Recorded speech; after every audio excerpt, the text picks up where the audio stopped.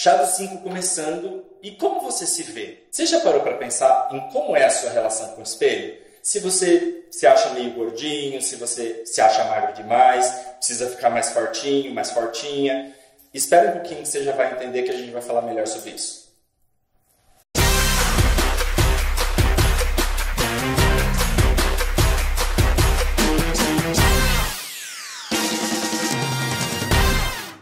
Gente, assim, eu vou apresentar para vocês essa pessoa. Ela vai ajudar a gente nesse tema de hoje, que é a Bárbara Capesi. Ela é... Eu vou colocar aqui o currículo Lattes dela, que é da minha altura.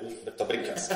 Ela é psicóloga clínica e membro da equipe do Núcleo de Atenção aos Transtornos Alimentares, ou PROATA, da Unifesp. Né? A Unifesp, para quem não sabe, é a escola, né? A escola de medicina, USP, ali aquele núcleo, aquela galera toda. Bárbara, seja bem-vinda. Obrigada. Muito obrigada por ter aceitado esse convite. Assim, é um prazer estar com vocês. A gente gosta sempre, né, de ter assim, pessoas que nos ajudem com esclarecimentos, tenha propriedade de fala, para que a gente consiga dar informação da forma mais acessível para a galera que assiste a gente. Eu já vou começar assim, tipo, papum, porque muito se fala e se vocês pararem para pensar, vocês conhecem, sabem do que a gente vai falar, que é a coisa da autoimagem. Por isso que eu falei no começo, tipo, sabe quando você olha no espelho e você se acha gordo, ou você se acha magro demais, ou assim, algo que você olha não tá bom. Isso diz respeito à sua autoimagem, né? A forma com que você se vê física e corporalmente. Então, assim, Bárbara, por favor, explica pra gente como que essa imagem corporal ela se constrói. A partir de que momento a gente começa a ter essa imagem e como ela vai evoluindo conforme a gente cresce, né? Então, na verdade, a gente constrói a nossa imagem corporal em paralelo com o que a gente faz com a nossa personalidade. Então, enquanto a gente está construindo a nossa personalidade, em paralelo, a gente está construindo uma imagem do nosso corpo na nossa mente. E isso, né, Thiago, ele vem assim desde neném. Então, na relação mãe-bebê, o neném vai começando a reconhecer quem ele é e quem é a mãe. Né? Então, vai fazendo essa separação. Né? Então, lá para os 2 anos que ele consegue se reconhecer no espelho, é que ele começa a falar, putz, esse sou eu.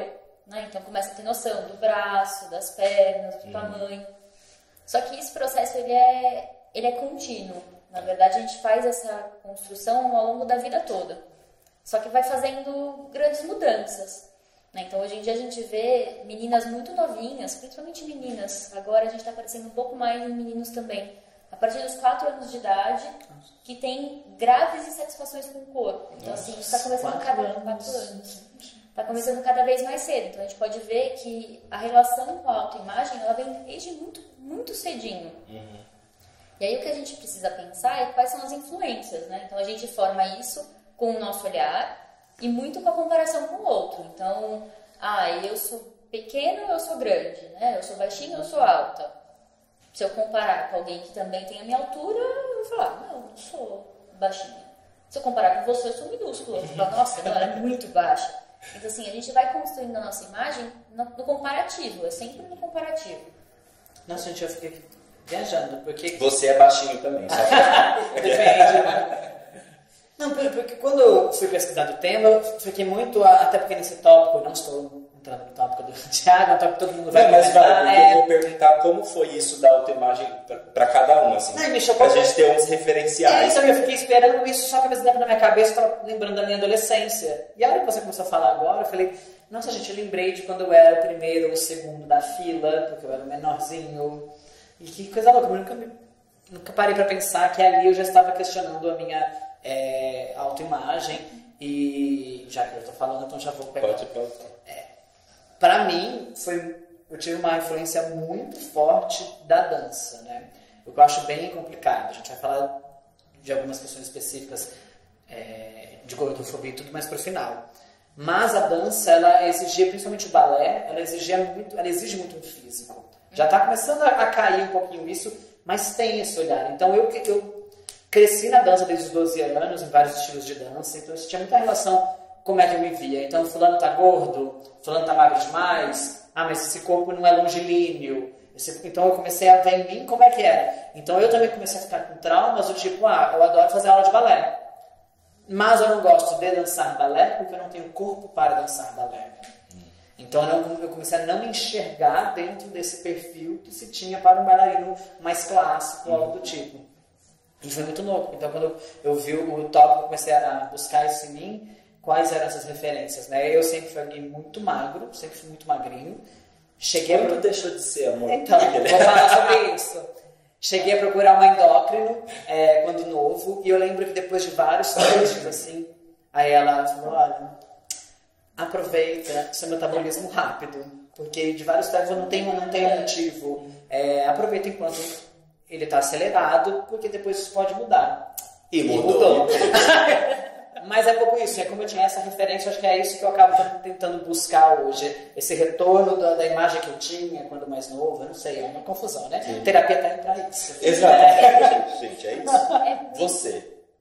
Dançar essa tatuagem. Menina, tô aqui escondendo chiclete. Uma tatuagem que eu fiz. Como é a sua autoimagem? Maravilhosa, né? A minha imagem, gente, assim, tipo, eu demorei muito tempo até me perceber, por exemplo, sexualmente falando. Eu venho de Belém do Pará, um lugar onde comer é afeto, sabe? Você tá lá comendo, só vai lá, come mais, tá aqui, pega mais um pouquinho. Não vai deixar só isso, né? Come mais um pouco. Então, assim, pra minha família, comer é realmente um ato de afeto. Entretanto, contudo, no entanto, however, papai e vovô morreram do coração, entendeu? De infartos fulminantes. E isso trouxe um alerta para toda a família. Então a gente começou a se cuidar mais nesse sentido. Mas existe uma divisão aí muito clara para mim. Existe um momento... Então, papai e vovô morreram e eu, tipo, não tava nem com confiança. Continuei com eles ao olho, tá tudo bem, cada um é cada um. Vida que segue.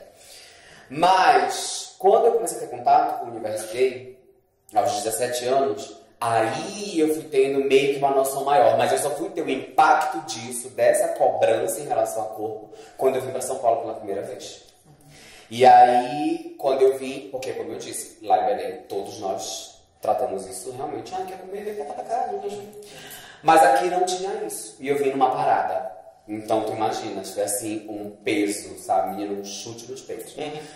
E aí, eu comecei a sentir... Eu já tinha esse problema de querer emagrecer sempre, porque eu também dancei quando eu era adolescente. Então, eu tinha que emagrecer, mas era porque eu tinha que dançar. Não porque eu tinha que ter mobilidade. Sim. Não porque eu tinha que ser bonito pra uma coisa, sabe?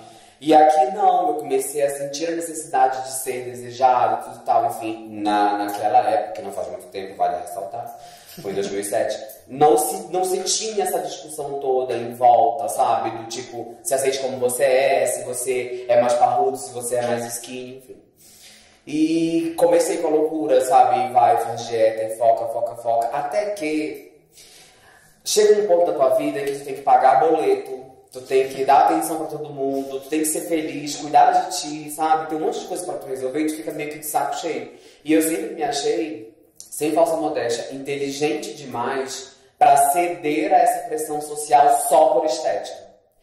E eu tive a oportunidade, como jornalista, de trabalhar escrevendo sobre diet fitness. E aí eu fui vendo que existiam milhares de benefícios que eu poderia ganhar emagrecendo, entendeu? Com saúde, fazendo atividade física e etc.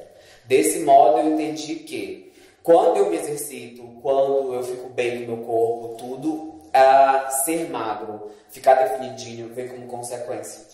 Resumo da ópera eu acho que hoje eu me incomodo muito se eu estou acima do peso. Muito mesmo, porque eu fico cansado mais rápido. A minha mente não raciocina direito, entendeu? Me incomoda. O importante é pensar que, na verdade, é tudo junto. Não adianta, porque eu acho que o que entra muito é começar a entender que eu só vou ser desejado, eu só vou ser inteligente ou bom o suficiente em alguma coisa se eu tiver este padrão corporal que é estipulado como bonito. Então é poder entender que nem todo mundo vai ter um corpo definido, porque isso é uma questão de estrutura corporal também. Né? Então, estar saudável não necessariamente é estar, que a gente fala de corpo fitness, né? Sarado. Né? E poder pensar que existem outras formas. Né? Então, você falou, traz benefícios para a saúde? Traz, mas isso é só não estar, né? E mesmo pessoas obesas podem ter uma saúde boa. É claro que no longo prazo atrapalha, né? Mas então é poder pensar no contexto, sabe? Que você é muito mais do que o peso, que a sua imagem corporal. Eu acho que também questionar o tipo de padrão que se impõe? Por exemplo, em que momento se disse que ser magro ou ser sarado demais, ser super trincado é bonito? Né? Em que momento... Não, eu tô falando isso porque no meu exemplo.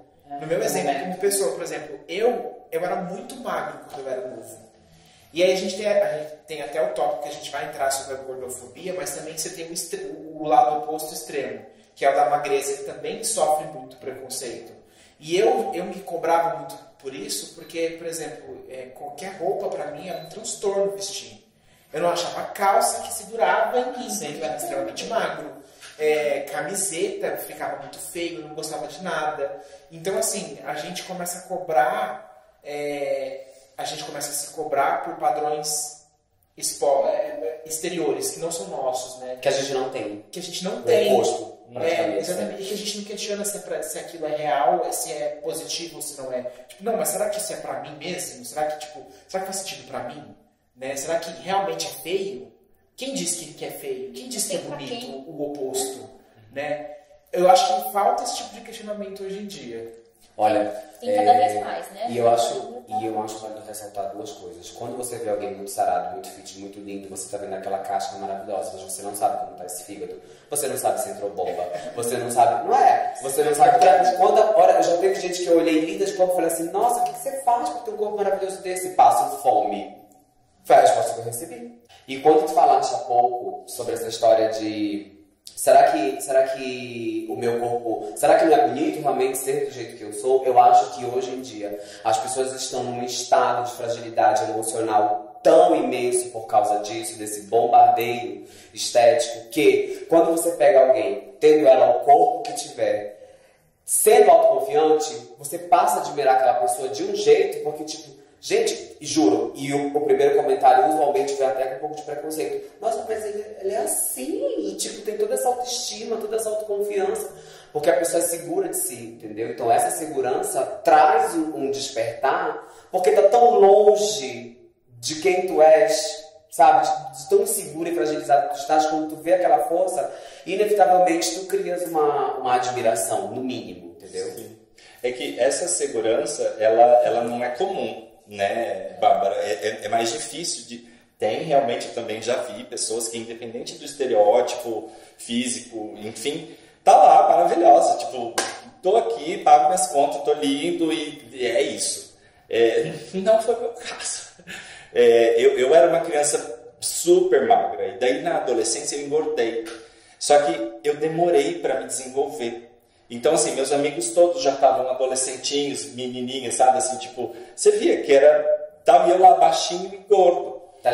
Então, assim, eu saí da criança que era muito magra pro adolescente que não crescia, porque daí eu era baixinho e gordo, e usava óculos e aparelho, aquela coisa toda. Só que aí eu cresci de repente. Em um ano eu cresci, sei lá, quantos centímetros. Eu tive dores de crescimento, assim...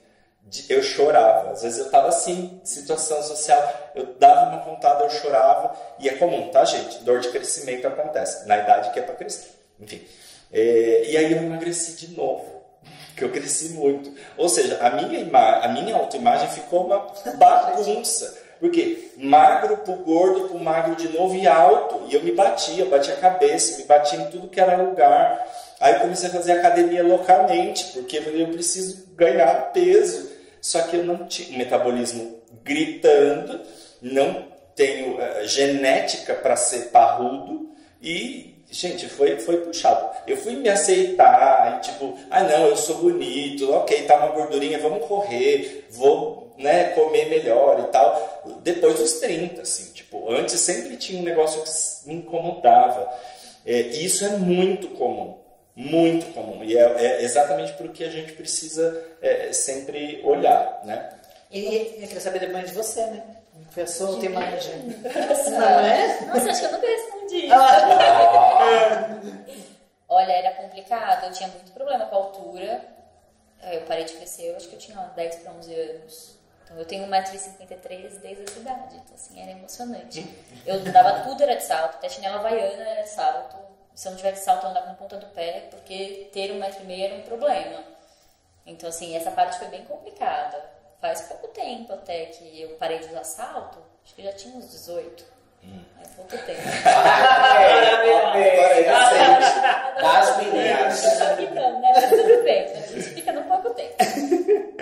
Mas eu parei de usar salto, já tava com uns 18, assim, que eu comecei a falar, tudo bem, se eu chinelo tem 4,5, tá tudo certo. Então, assim, isso era uma questão. Você estava falando de mudança, né, Thiago? É interessante pensar que os especialistas dizem que a imagem que a gente tem do nosso corpo, ela leva até 1 ano para se adaptar. Então, o que acontece? Se você estava muito gordinho e você perdeu muito peso muito rápido, você não vai se ver do jeito que você está. Então, ainda tem um tempo até você se adaptar. Por isso que, por exemplo, pessoas que fazem cirurgia bariátrica relatam muito isso. Falam, cara, eu não consigo comprar roupa porque eu só compro roupa maior. Porque eu perdi peso e eu não reconheço. Eu me olho no espelho e se não tiver meu rosto, eu tenho dúvida de quem é aquele corpo, né? Então, imagino você, né, na adolescência, com tudo se desenvolvendo, de repente, tipo, assim. Eu brinco eu já tenho a doença da adolescência, né? Mas não é doença, tá, gente? É bem brincadeira, não é isso. É que é uma fase conturbada. O transtorno alimentar, ele vem sempre sozinho ou ele pode acontecer em decorrência de uma outra doença, algum transtorno, um outro distúrbio? Como que anda isso, assim? Tem muitos transtornos. Na verdade, os transtornos alimentares, eles têm muito comumente associação a outros transtornos. Então, você vê muita depressão, você vê muita ansiedade, alguns transtornos de personalidade, borderline, por exemplo, transtorno de humor, como a bipolaridade. Então, a gente vai vendo tem muita similaridade, assim, são muitos quadros que andam juntos. Tá. O que a gente pensa é que a gente nunca sabe qual que é o transtorno que está mais atuante, né? Então, assim, que aí a gente vai definir por que caminho a gente trata. É muito louco, eu lembro quando novo, no acampamento, eu tinha 17 anos, não era nada, e eu era monitor do acampamento e tinha uma garota com 14 para 15. A menina era assim, dentro de todos os padrõezinhos que se diz, a menina era linda. E aí chegaram e falaram, gente, a Maria Clara não tá comendo nada no acampamento. Você faz atividade física o dia inteiro. E aí eu, com 17 anos, muita inteligência emocional, fiquei muito orgulhoso de mim. Lembro que eu sentei com ela e aí eu falei assim, você não vai comer? Enfiou comida na boca. E aí no meio de uma conversa ali no refeitório, ela foi comentar, ela que era de uma família rica, mesmo assim, lá em Ribeirão, veio comentar que, não, porque a minha mãe diz sempre que eu estou feia e engordando. Ela tinha 15 anos de idade, gente. E ela ouvia isso da mãe. Isso é muito comum. Então, e aí aquilo me pegou, e eu realmente fico orgulhoso e feliz que eu parei para lembrar essa história lendo o roteiro. Que eu não era ninguém, gente, eu consegui minimamente ajudar a menina. De chegar e falar, mas imagina, a gente tá aqui gastando, tá com atividade física o dia inteiro, você não vai conseguir, você vai passar mal, vamos comer. E ela foi, comeu todos os dias, fez o prato com arroz, com tudo. E eu lembro que isso já me chocou. Com 17 anos de idade eu falei, gente, é a mãe dela.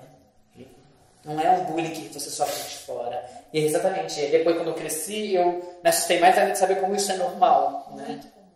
E aí é importante você pensar que nem sempre é falado diretamente. Então, nem sempre o pai, a mãe, o amigo vira e fala, nossa, como você tá gordo, como você tá feio. Mas às vezes fala pra si mesmo, né? Então a mãe vai lá no espelho e fala, nossa, eu tô enorme, eu tô horrível, eu preciso fazer uma dieta. O filho tá ouvindo aquilo, né? Então por que ele tá ouvindo que isso não é legal, que isso faz mal, então que ele tenta fazer pra ele aquilo que ele tá vendo. Sim. É onde ele está formando a autoimagem. Né? Exato, tanto dos pais quanto hoje em dia, eu acho que vocês são muito referência disso, né? A gente está caminhando para um mundo que os canais do YouTube estão substituindo em grande parte a TV aberta.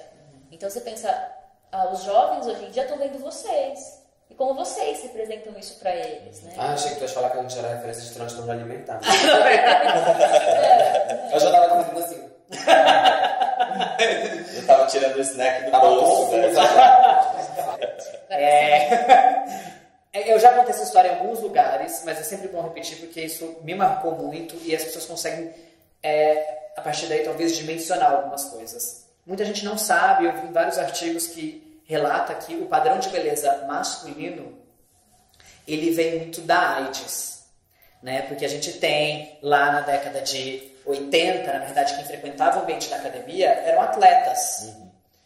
Aí na década de 90, com principalmente o maior boom da epidemia da AIDS, e focada no público gay, inicialmente, você tinha as pessoas que já tinham contraído o vírus e com medo das pessoas descobrirem, começaram a ir para a academia para tentar fugir daquele estereótipo da magreza que a doença trazia, então para se esconder. E as pessoas que não conviviam com o vírus, mas eram magras, não queriam que achassem que ela tinha contraído a doença e começou a ir para a academia. Então você tem nos anos 90 a academia ligada muito ao universo gay. Em séries, em filmes, você consegue verificar muito isso. Tanto que ali que a gente tem o surgimento das Barbies, né? As gays tortonas, assim, da balada. E aí isso começou a modificar o olhar para o corpo masculino. Tanto que você tem nos anos 2000 essa chegada dos homens héteros no ambiente da academia, porque eles começaram a olhar os corpos gays masculinos e querem também ter esse corpo. Então, para você ver como essa autoimagem que está falando é recente. Não é isso de você estar mais desesperado com a sua dieta, os seus transtornos, né? Saber, com esse corpo fitness ali, é muito recente e tem um motivo. Então, hoje, para pensar, né? Tanto que depois a gente teve um momento do próprio público gay de repensar sobre isso. Então, a gente tem um boom de falar sobre os ursos, de mudar esses padrões. A gente tenta sempre dialogar, mas é claro que essa questão física fica muito forte e aí eu acho que isso é um pouco sobre essa... Acho que daí talvez tenha esses transtornos que agora vai falar desse número alto da população de homens gays, né? Mas vocês percebem que dentro do universo gay essa cobrança por um corpo atlético é maior? Amor! Muito. Mana! Meu amor, é o maior boleto que a gente paga na vida. Quase como se fosse sinônimo. Se você é gay, você tem que ser sarado, né? Tu sabe o que acontece? É que hoje em dia as pessoas fitness, o padrão fitness achou um jeito de querer se fazer impor, porque associam ele à saúde.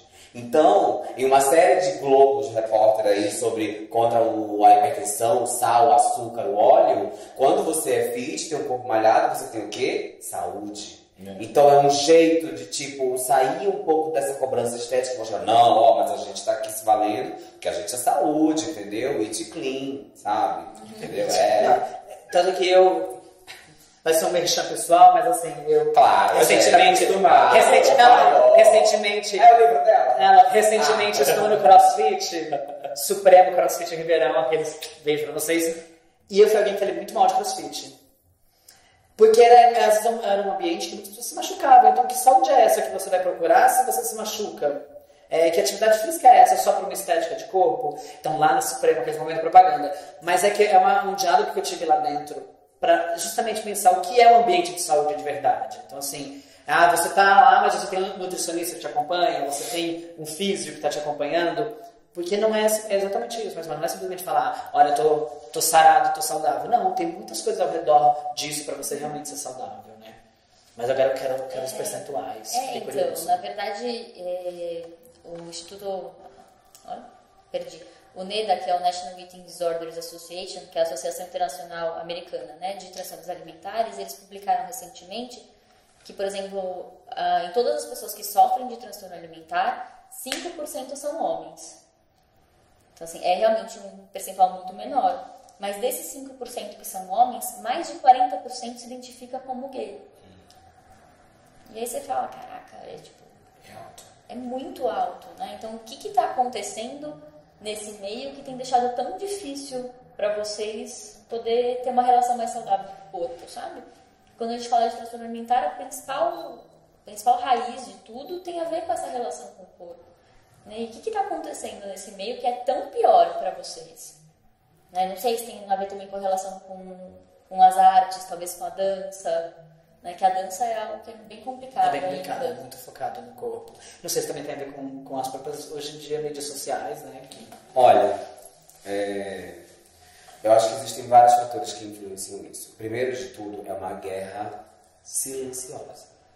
Se tu está numa mesa com os teus amigos, e tem alguns deles que são fit, por exemplo, e aí todos pedem uma salada ou um peixe com legumes e tal, e tu vai lá e pede o arroz com feijão. talvez tu não sejas criticado com palavras, mas tu certamente vai receber um olhar, entendeu?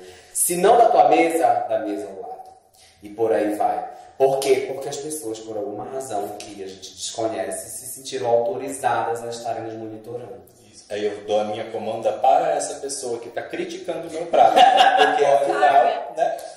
Então existe isso, existe essa, como eu posso falar, essa elevação da testosterona hoje em dia, tipo, porque a gente é homem, a testosterona, existe essa coisa da menos pudor, mais sexualidade. Isso leva a se tornar mais atraente. Então, essa busca, qual é o padrão? Você quer se tornar mais atraente seguindo o padrão? Entendeu? Você não quer se tornar mais atraente buscando o seu eu lírico, trabalhando com o seu eu interior, não. Então isso faz com que tu desejes muito te tornar o desejado. Outra coisa, vê-se que a beleza, né, de acordo com o padrão que nós temos estabelecido hoje, ela abre portas. Então se você é malhado, você consegue, entendeu? Você tem acessos, você tem amigos, você tem de um modo muito mais fácil. Mas eu não posso dizer que é de um modo concreto. Fora que tem uma questão do preconceito também das pessoas com o feminino, né? Do machismo. Então, assim, se você é um gay que se passa por hétero, com o corpo, e você é forte, isso também te protege no sentido de, assim, se você é um cara gigante, quero ver quem vai lá afrontar você. Entendeu? Não vai. Porém, se você é um gay malhado, pode ser, não precisa nem ser muito grande, definido, mas você é feminino, não tem problema. Sabe por quê? Você tem esse aval, exatamente porque você tem esse corpo másculo. Esse corpo todo trabalhado, sabe? O corpo de Davi. E a gente tem um reforço muito grande disso hoje nas redes sociais. Isso a gente vê. Eu gosto muito de falar, eu sempre lembro isso para todos os meus amigos, quando mandam fotos, né, dos bots maravilhosos que a gente vê por aí. Eu sempre falo, gente, eu trabalhei anos no G Magazine. Não acredite nas fotos. Definitivamente, não acredite. Eu passava horas na sala de edição. Olha, levanta essa bunda. Entendeu? Tipo, gente, não, tem que tirar essas marquinhas aqui de espinha. Não, peraí, aumenta mais um pouquinho isso, diminui um pouquinho aquilo.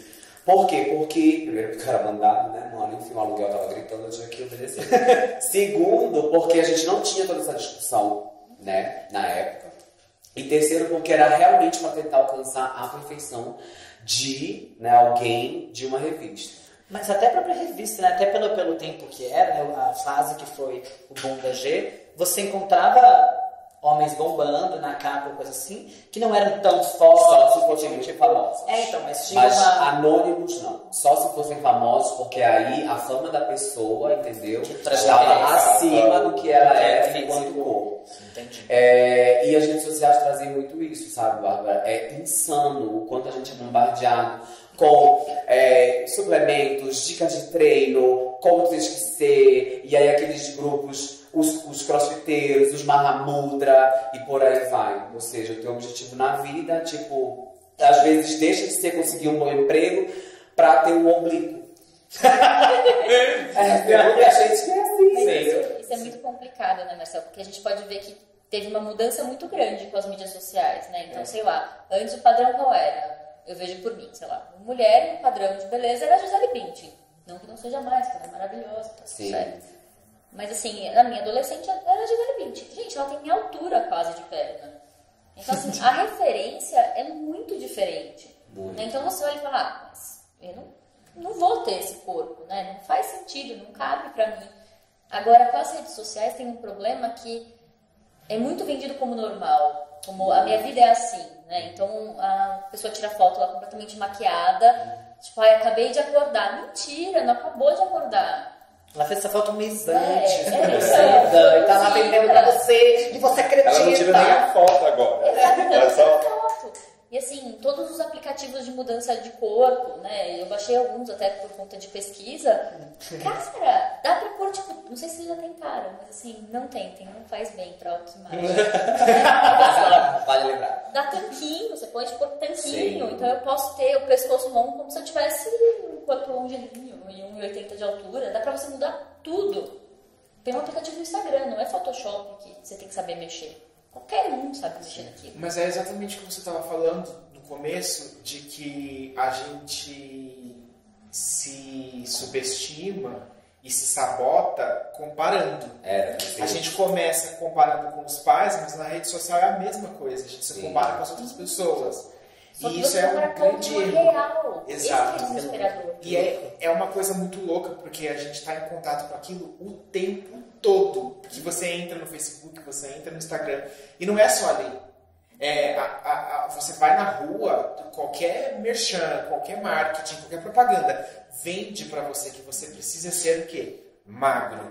Né? E aí é o próximo tópico, que é exatamente esse, que é a questão da gordofobia. Eu acho que esse tópico deveria ser o primeiro que a gente abordou, porque para mim, na minha opinião, a gordofobia ele é o cerne de todos os problemas de distúrbio, né? Alimentar e mental, de autoimagem.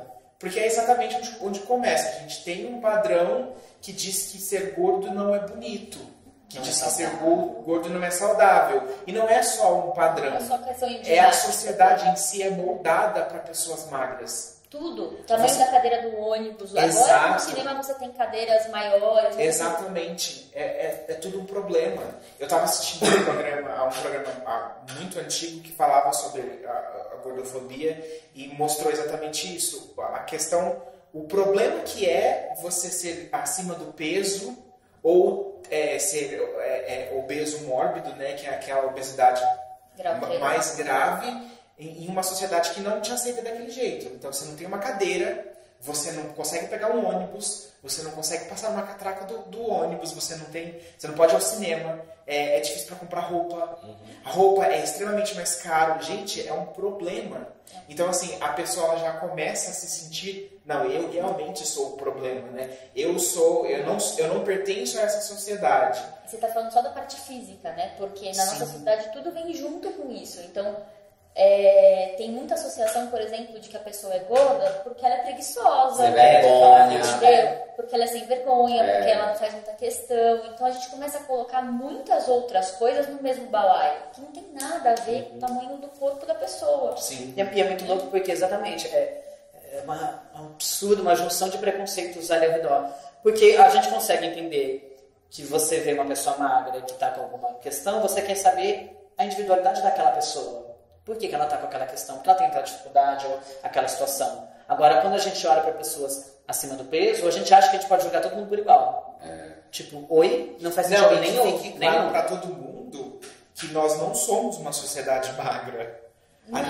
Hoje o Brasil, majoritariamente, é acima do peso. Então, as pessoas deveriam começar a questionar que existe um padrão aí que não é aquele padrão vendido. Olha, né? Sabe o que eu lembrei? Eu estive agora há pouco na parada do País de Gales, em Cardiff, na capital. Gente, eu olhando, estava em cima de um carro, né, durante a parada, então eu consegui observar vários grupos reunidos e tal. Os homens, massivamente, pessoas comuns, regulares, sem entendeu? corpo. Gente, eu juro, eu acho que eu vi 4 pessoas malhadas de verdade, e ainda assim não eram os novinhos, tá? Eram tipo coroas já, que uns eu até conheci e vinham de fora, tipo dos Estados Unidos, alguma coisa assim.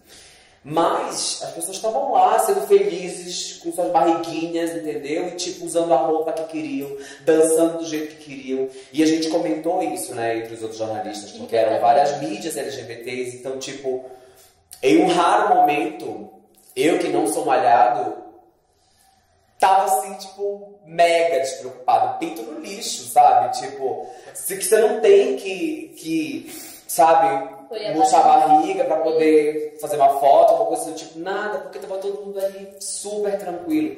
E a gente tá falando, sabe, tipo, da Europa, que muita gente tem aquela visão, né? Mas o que eu me perguntei foi, gente, esse povo não tem Insta? Tipo, porque... Mas é que da cultura brasileira, né? O Brasil é muito estética, o Brasil é muito redes sociais, o Brasil é uma loucura. Sim. É isso, é uma loucura em todos os sentidos. A gente tá ficando, indo para um lugar insano, realmente atacando a nossa sanidade. Eu acho muito confuso. Sabe o que é uma loucura também? Que a gente tá indo pro fim. Uma loucura, isso é insano. Exatamente. Isso é insano. Essa é uma loucura. Isso é insano. Isso vai dar um transtorno. Mas exatamente o que eu ia falar era sobre isso, assim, tipo, vale lembrar que a gente está, obviamente, a gente tem pouco tempo, né? A gente fica aqui 30 minutos falando sobre algo, a gente começou falando sobre os transtornos, mas assim, ser gordo não é um transtorno alimentar, tá? A gente falou sobre as questões que abordam a coisa da autoimagem e tal, e o transtorno alimentar e a autoimagem estão intimamente relacionados, né? Nesse sentido. E todo o restante que a gente falou sobre... o peso, né? Independente de qual seja o peso. Exato, independente de qual seja o peso. Lembrando que quando a gente fala de transtorno, a gente fala de doença, a gente fala de psicopatologia. Se a gente fala disso, é algo que traz sofrimento para a pessoa, né? Muito sofrimento, né? Sem contar os riscos que trazem a segurança da pessoa, enfim. Tá aqui a Bárbara, a psicóloga, que não me deixa mentir. Me corrija se eu estiver errado. Mas é isso mesmo, é muito grave e precisa de tratamento, é algo muito sério, a gente subestima o quão grave isso pode ser, as consequências que isso pode ter para o corpo e para a questão da sua vida no geral, para a sua saúde mental. Então, assim, não deixe de procurar ajuda, isso é muito importante, assim, não é besteira. Como dar uma dica, pessoal, assim, como identificar, que eu falei, eu relatei uma história quando eu tinha 17 anos, mas eu não sabia o que era isso. Existe algum tipo de identificação que você pode tentar ajudar? Ou você se percebe uma questão, um sinal? Algo de errado. Então, nem sempre a pessoa percebe que tem algo errado, nem sempre as outras pessoas percebem. Isso que é muito complicado, ainda mais por conta dessa questão das mídias sociais e o quanto é vendido como magreza como saúde. Então a gente acaba entrando muito nessa de tipo, não, eu não tenho nenhum transtorno, eu só sou muito saudável. Mas a pessoa tá levando marmita no casamento do amigo, porque não consegue comer a comida do casamento. Coisa de gente assim. Né? Sim, então assim, é poder começar a perceber esses comportamentos. Isso, as coisas são muito importantes, porque começa a prejuízo social, então a pessoa não consegue sair com os amigos, porque eu não sei vocês, mas pra mim, passeio que não tem comida... passeio. Eu dificilmente saio pra passear e não tem alguma coisa a ver com comida. Né? Então, assim, as pessoas começam a ter prejuízo social, então isso é uma coisa que talvez você possa perceber. Aquele amigo que nunca consegue sair, ou quando sai nunca consegue comer. Ou não sai porque tem que ir pra academia. Ou mesmo não sai porque tem que correr. Então, já tem pessoas que é assim, tipo, eu não posso ter um encontro com o carinha que eu quero encontrar porque eu não corri os 5 km de hoje. E aí ela não vai no encontro pra correr 5 km. Então, assim, essas coisas a gente começa a perceber. E eu acho que é super válido a gente estar falando aqui muito da ótica de quem talvez tenha transtorno. Mas eu acho que a gente tem que falar também para quem cerca essas pessoas. Porque, por exemplo, para quem é muito magro, para quem é muito gordo, ser repreendido na frente de todo mundo na hora da mesa, para de comer ou come mais, entendeu? São atitudes extremamente nocivas. Comentários assim que saem, que são pérfidos, mas assim, muito sutis, do tipo, ai, Bi, você vai comer isso?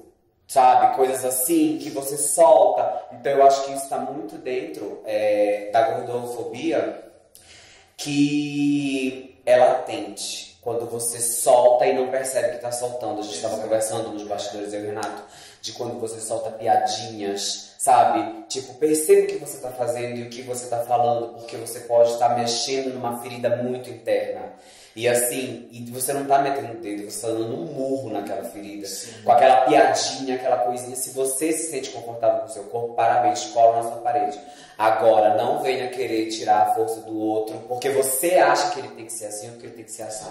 Se você vier pra ajudar, beleza. Tem nada a ver com o corpo do outro, com o que o outro come ou o que o outro deixa de comer, assim. Se a gente começar a fazer esse exercício, porque no Brasil a gente tem esse costume de comentar. Sim. Se a gente conseguir fazer isso, a gente já vai estar ajudando muito. Sim. Não comenta.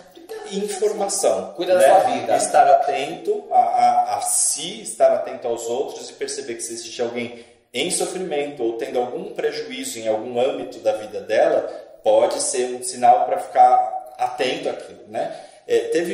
Para encerrar, teve um negócio que eu li outro dia, que é assim, se você for dizer algo para alguém que não for solucionável em poucos minutos, não fale. É assim, tipo, tem uma alface no seu dente, amigo, tem uma ramela aqui, tem um cílio na sua cara.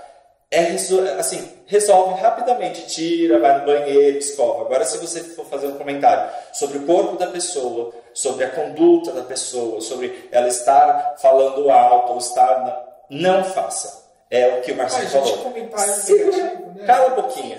Comentário negativo, ninguém gosta de ouvir. É o que eu falo assim, a gente nunca sabe a tempestade que cada um tá navegando. Então fica quieto. Às vezes um comentário pra você que pra você não é nada, você fala assim, nossa, mas gente, mas eu não falei nada, só fui sincero. Tem aquela licença poética da sinceridade, né, que é péssima. Tipo, não, mas eu sou sincero, eu A falo maquiagem o que eu da penso. grosseria. Não, gente, não, apenas não. Né? A gente não sabe o que tem na cabeça da outra pessoa, não é legal. Não faz isso com o coleguinha. Sim. Gente, Bárbara, muito obrigado. Passou muito rápido. Passou muito rápido, foi incrível. Obrigado pelos esclarecimentos.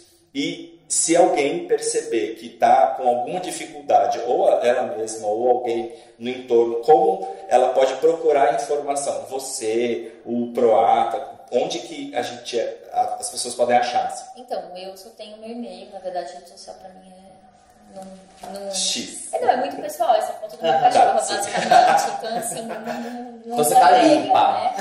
Não agrega. Mas vocês podem procurar tanto no site do Proata, né, que é www.proata.com.br, ou a gente tem agora no Brasil a Associação Brasileira de Transtornos Alimentares, que é a Astral.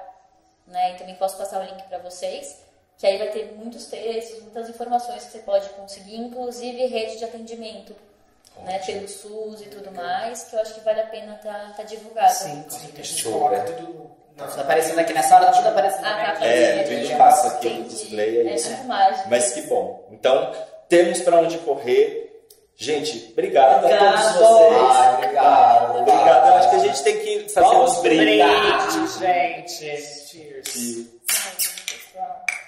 Hidratar Que maravilha.